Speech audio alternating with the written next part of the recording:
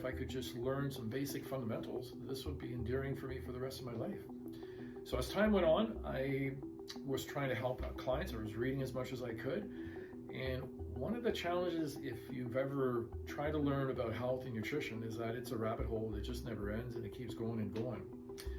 And I remember trying to go from A to Z, just kind of getting this consumption of knowledge, and I just couldn't seem to read enough, have enough time, and it was just endless. And one of the things is that the manager one day came up to me and he says, look, I see you're trying so hard to help people. And he says, that's a really endearing quality, but he says, sometimes what you don't know, what you should do is sort of, when they tell you about something, be it their eczema, just start asking them, like, how long have you had it? What's your signs? What's your symptoms? What does it cause you to have as distress?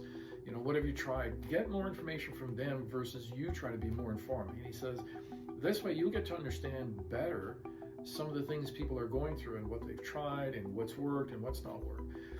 And I realized that at that point that was a much more effective way to get more information from the clients, because it was their unique perspective. Because if someone has eczema, not everybody has it in the same way. Not everybody is challenged with the same level of it. Some of it's mild, sometimes it's a seasonal thing, sometimes it's all year round, sometimes it's come and gone. So those are the kind of things that I got to learn. And from there, I made a decision that this is something I really love.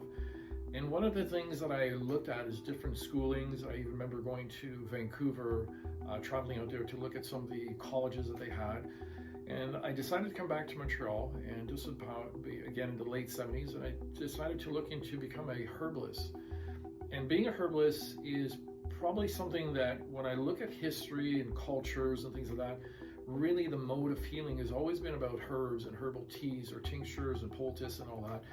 And I felt there was really a strong calling to go back to that. And I know that a lot of people have, taken all these different courses and things like that, but for me, the herbs had more this propensity of helping someone heal their body.